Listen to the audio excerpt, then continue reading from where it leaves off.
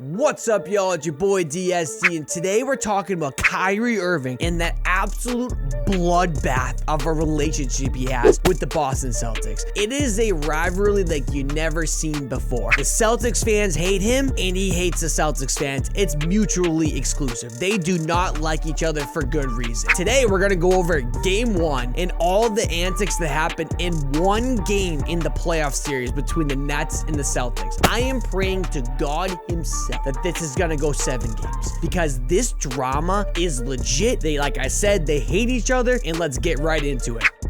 When recording this video, the Boston Celtics got the W in Game 1 against the Nets. And like I said, it's going to be a really fun series. Let's see how it goes. But in one game, all this happened. So to start, Kyrie Irving gets booed off the floor every time he touched it. Normally, I would be like, oh, Kyrie Irving, he's soft, whatever. This guy relished in the moment. He really did. He dominated, and he got really, into the game, whether he was showing emotion or not. It's bothering him, obviously, who likes to get booed. But at the end of the day, Kyrie Irving's a stud, and I don't know how anyone else can say it. I'm a Celtics fan, by the way, so I want to make it very clear that I'm a Celtics fan at heart, but I love basketball, and this guy, Kyrie Irving's an assassin. He's unbelievable and honestly underrated overall. He's so good. Next, Kyrie Irving was just an absolute menace this game. He was out there just balling up. Celtics fans are booing him, like I said, and then he just had it. He had enough. He starts doing the little fake. So he's like, okay, I'm going to be sneaky here and do the middle finger behind his head, like in this video right here. He's doing it really quick, trying to be sneaky because he doesn't want everyone to know right away. But thank God for social media because we got the up close and personal of what it would look like from the stands. Honestly, I gotta tell you, this execution by Kyrie Irving here is impeccable. He was sneaky, yet subtle, yet, F you, a little strong arm, but 10 out of 10 execution. This is great. And then later on, the same thing happens again. He hits a shot over Jaylen Brown and then flips the bird to the Celtics. And at this point, I don't know how much this man is gonna get fined because nothing's come out yet, but he's gonna be fined a ton probably because it's just that was a lot. And then during the game, another fan's chirping at him and he does this little motion right here, basically telling the Celtics fan to go piss off. And like I said before, I want to make this very clear. I like this.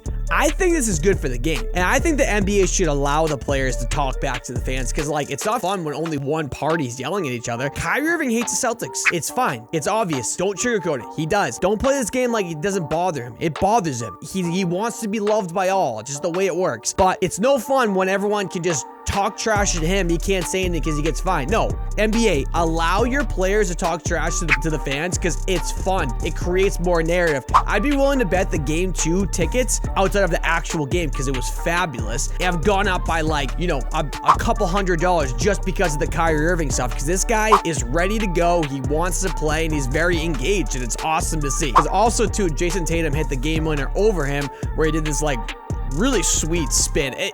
This game was unbelievable. It was so fun to watch.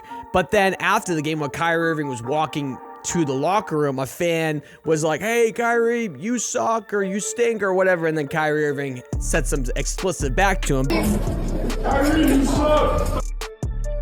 Then after the game, Kyrie Irving was asked about it, and he gave a great answer. Celtics fans that really have problems with this are soft. There's no way you should have a problem with this. It's what we want. You should want players to talk trash. He said, it's gonna be but it's the same energy they have for me, and I'm gonna have the same energy for them. And he even said in the cut that he's it's not all Celtics fans. He's not, including everyone, but people were yelling at him, whatever. So he's just giving it back to us. That's good. And I'm gonna tell you, I don't like Kyrie, but I'm loving this dialogue between him and the Celtics. It's amazing. And the interesting part about all of this is because normally you'd be oh, the Celtics fans are getting under his skin. They're just they're gonna win this argument, but they're definitely getting under his skin. Like I said, don't even question that. They definitely are. But he rose to the occasion pretty fabulously, if you ask me, and he's dropped 39 points. And it's an interesting dilemma to have for the Celtics fans because you're chirping this guy. He's kind of embracing the villain role and just coming out. He's like Trae Young because Trae Young's the biggest villain in the NBA right now. I love Trae Young. We'll make a video about that another time. And then Kyrie Irving also said